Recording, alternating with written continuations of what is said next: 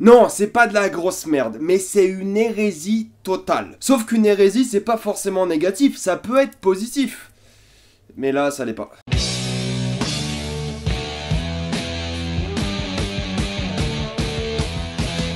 The Predator. Comme d'habitude, jusqu'à la minute indiquée dans le titre de la vidéo, il n'y aura pas de spoiler, jusque là vous êtes tranquille, mais après on va tout spoiler. Waouh, quel mois de merde hein, entre Ala 2, Venom, The Predator. Heureusement qu'il y a Damien Chazelle qui sort en film cette semaine. Hein. Critique de First Man samedi matin, mais allez le voir à la place de Venom, à la place de Ala 2, à la place de The Predator. Allez voir First Man, il est vraiment bien meilleur et vaut le coup. Mais critique samedi, on en parlera. Alors pour parler de The Predator, j'ai sorti une vidéo récemment qui s'appelle Pourquoi Predator est génial. Le Predator de 1987. J'explique pourquoi ce film est culte, pourquoi il est génial et pourquoi il vaut le coup de s'y intéresser. En plus, je fais des blagues et tout, donc la vidéo est plutôt sympa à regarder. Et ce qui est marrant, c'est qu'après avoir sorti une vidéo comme ça, aller voir The Predator, c'est un massacre. C'est une hérésie totale de tout ce que vous connaissez de Predator et plus que ça. Je suis pas le genre de personne qui est attaché aux mythes et légendes du cinéma. Je les aime beaucoup, mais si c'est bien fait, ça me dérange pas de les changer, de les faire évoluer. Star Wars 8 pour moi, c'était une bonne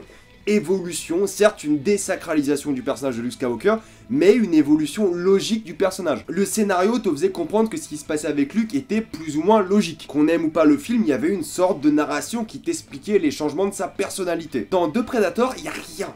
Il y a rien du tout. Il y a rien qui t'explique l'évolution de ce qui se passe dans le film, et j'en parlerai plus en détail en spoiler parce que c'est là que ça sera intéressant. Mais le Predator n'est plus une machine à tuer intelligente, agile, sophistiquée. Là, c'est une bête, une brute épaisse qui ne sert à rien. Le pire, c'est que dans Predator, Predator 2 qui est beaucoup moins bien et Predators qui est encore beaucoup moins bien, il faut admettre que les Predators des films-là étaient vulnérables. Là, t'as l'impression que le Predator est complètement invincible. Je détaillerai en spoiler parce que c'est un peu compliqué, mais t'as juste l'impression que le truc est increvable. Du coup, tu t'y attaches pas, tu sais pas comment le vaincre et tu crois à aucune scène d'action à cause de ça. Le pire, c'est que Shane Black qui a fait le film, le mec qui a joué dans le premier Predator, il jouait Hawkins qui était le mec qui faisait des blagues de merde dans le film. Et on reconnaît la patte Shane Black, on la reconnaît vraiment et genre il y a des trucs que j'ai beaucoup aimé dans le film. Je me suis vraiment attaché à tous les personnages du film et je les ai kiffés. J'ai vraiment aimé l'humour du film, j'ai trouvé qu'il marchait très très bien. J'ai trouvé les scènes d'action plutôt bien filmées à la patte vraiment Shane Black. Par contre, c'est vrai que tu te rends compte qu'il manque du film. Surtout le climax où tu te dis ah il manque des scènes, il y a des scènes coupées, c'est évident. Et le problème c'est que toutes les morts de tous les personnages du film, qu'ils soient principaux, secondaires ou même des figurants,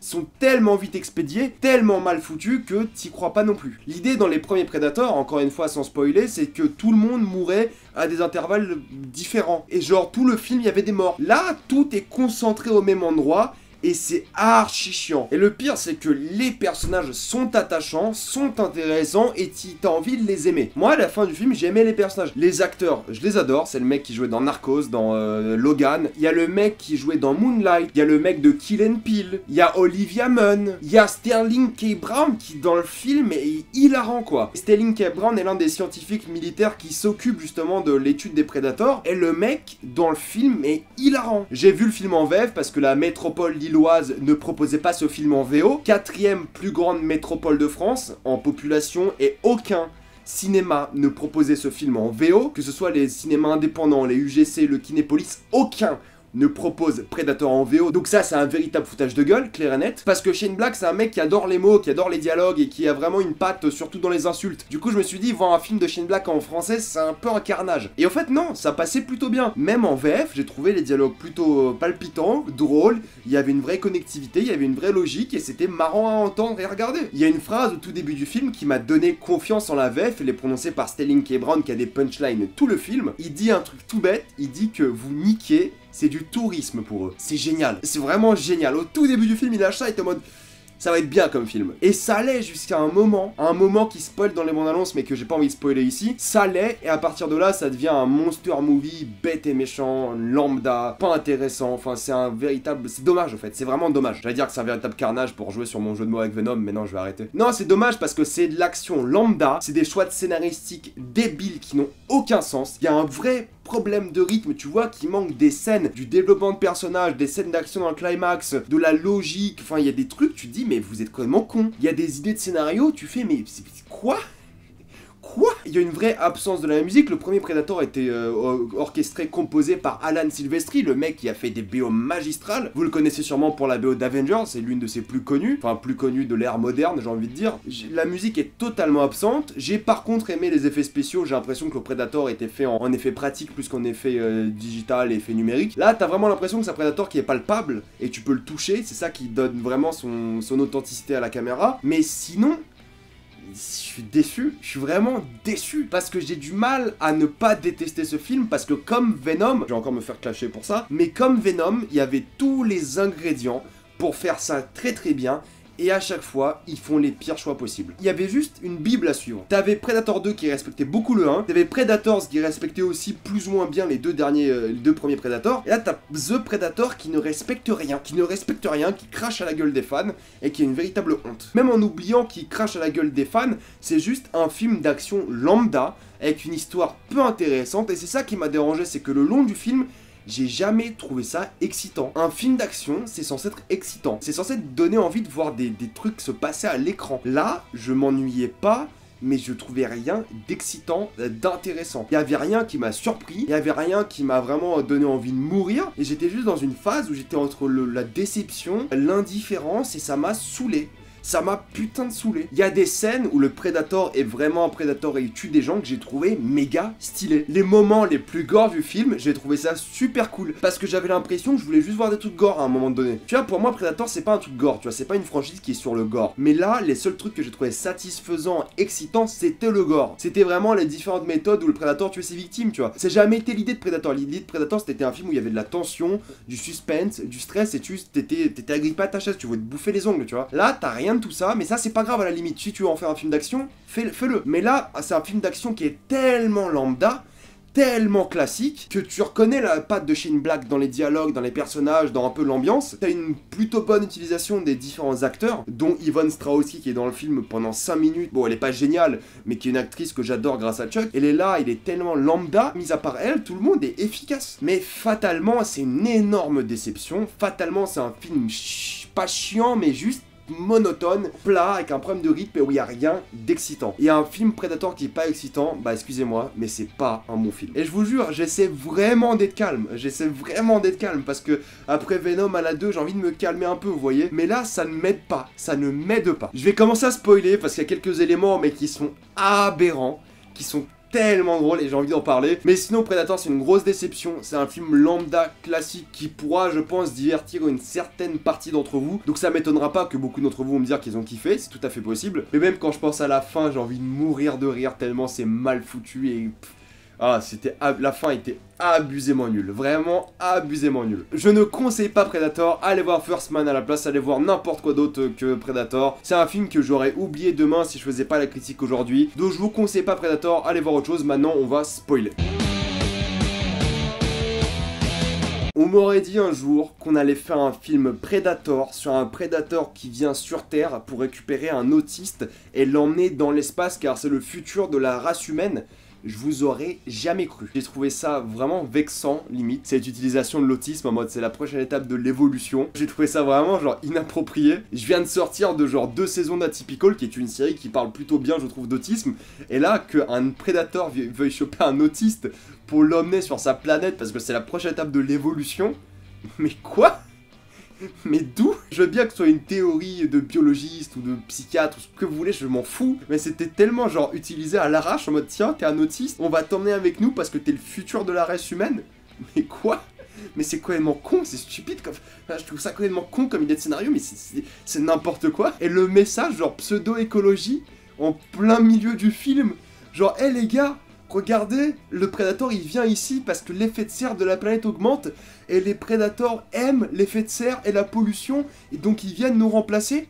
Mais quoi? Donc tu fous un message positif mais plutôt vexant sur l'autisme, t'essaies d'y foutre un message écolo bobo sans raison en y foutant des Predators alors que Predator n'a jamais été une histoire d'écologie, donc ça n'a aucun sens. Et en plus, ça est juste là pendant une scène et ensuite ça n'a plus rien à voir. Juste ces 2 trucs-là, je trouvais aberrant. Mais c'est quoi ce bordel, quoi? Qu'est-ce qu'il a pensé Shane Black quand il a écrit son scénario? Tiens, l'écologie, tiens, l'autisme. Parce qu'on a envie d'être positif dans notre film. Quoi? Bah, je vais quand même parler du point le plus important pour ce film, c'est le Predator. Alors, le premier Predator, j'ai trouvé plutôt divertissant parce qu'en fait, il tuait sans réfléchir, il butait tout le monde, sauf à partir du moment où il est dans le camion, il démembre les mecs, il sort le bras d'un mec et il monte le pouce comme ça. Alors là, je me suis dit, il est complètement con. Mais en réfléchissant bien, je me dis, bon, c'est un Predator un peu différent. Il est pas forcément là pour tuer l'espèce humaine. Parce que plus tard, on nous dit qu'il est pas là pour tuer l'espèce humaine. Alors que le mec bute genre 50 personnes au tout début du film quand il arrive sur la planète. Il est pas là pour tuer l'espèce humaine. Soit. Mais le pire, c'est qu'en fait, je me suis dit qu'il y a une excuse pour ça. Parce que peut-être le Predator a l'ADN d'humain. Et il a un peu d'empathie. C'est de l'excuse que je me suis mis dans ma tête. Tu vois, que je me suis dit, vas-y, c'est ça ta logique, Reg. C'est ça que tu vas te dire. Et jamais ils en parlent de ça.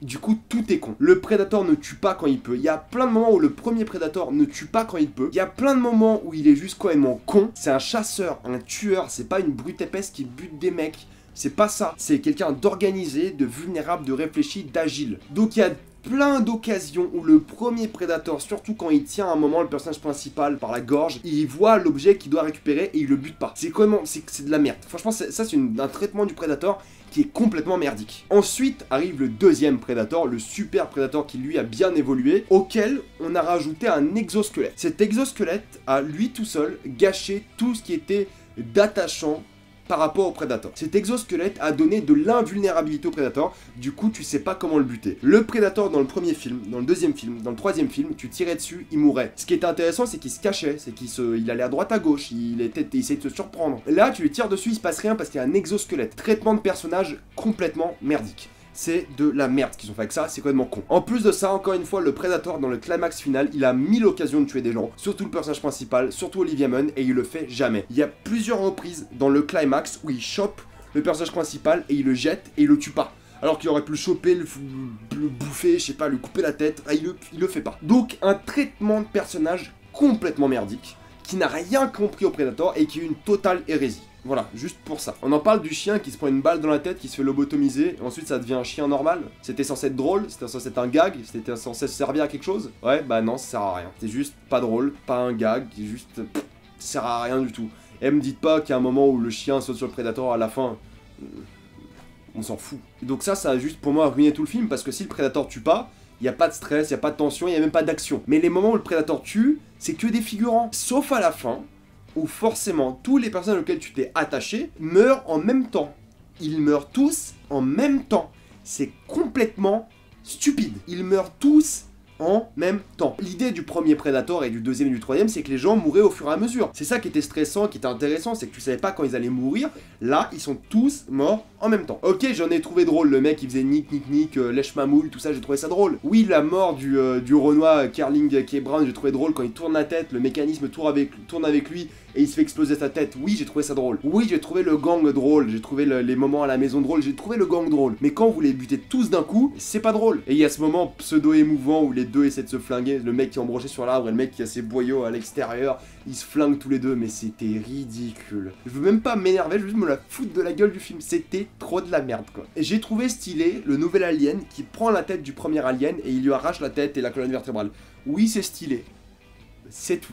C'est tout ce que j'ai trouvé stylé. Oui, c'est stylé quand c'est gore et il bute des gens. Oui.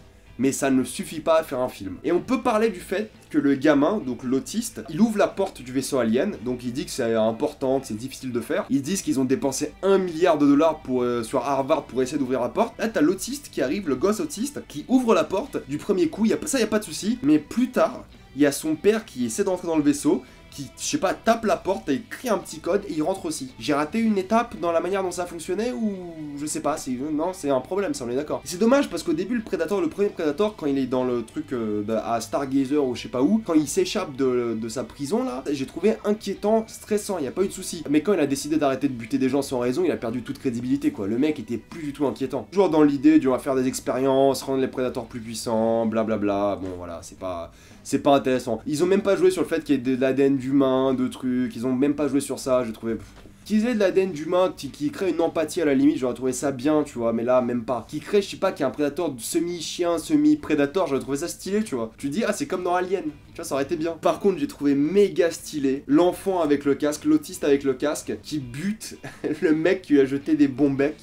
J'ai trouvé ça incroyable. Ça me fait penser à Alien versus Predator où il y a un gosse qui se fait complètement déchiqueter. Même délire, j'ai kiffé voir un gosse buter quelqu'un quoi. Même si en théorie c'est pas vraiment le gosse. Pour finir on va parler de cette fin qui ressemblait à Power Rangers tellement c'était merdique. Il y a ce truc qui s'ouvre, ce coffre qui s'ouvre, qui s'appelle Predator Killer, tueur de Predator. Je m'attendais à deux choses. Dans mon esprit de blockbuster, je m'attendais à Arnold Schwarzenegger. Voilà, parce que je suis débile et je m'y attendais. Deuxième chose, dans mon esprit de rêveur, je m'attendais à un xénomorphe. Voilà, un xénomorphe formaté, je sais pas, j'ai le droit de rêver, non. Je m'attendais à un xénomorphe formaté. Mais dans la logique, on a eu une combinaison de Predators qui butent des Predators pour faire une suite nulle. Voilà pourquoi on a des scènes post-génériques. Pour mettre vos merdes comme ça. Après le générique. Comme ça, c'est pas en théorie dans le film. Et le climax, il coupé à l'arrache, le Predator qui se fait buter. Bref, je vais arrêter là. Et je vais arrêter là parce que clairement, Predator, plus j'en parle, plus ça va me saouler. Et le film mérite pas qu'on en parle parce que c'est vraiment de la merde. Pour les fans de Predator, ça sera complètement de la merde. Voilà. Comme pour les fans de Venom, Venom c'est de la merde. Voilà, clairement. Je vais encore me faire tacler sur Venom, c'est obligé, mais c'est pas grave. Moi, je vais arrêter ma vidéo là. Comme d'habitude, pensez à vous abonner pour plus de vidéos. Allez voir mon pourquoi Predator est génial. Mettez dans les commentaires ce que vous pensez de Predator. Allez voir mes anciennes critiques à Venom, à la 2, First Man bientôt. Suivez-moi sur Instagram pour des critiques exclusives. Suivez-moi sur Twitter pour toutes les news. Et moi, je vous dis à la prochaine fois. Salut à tous.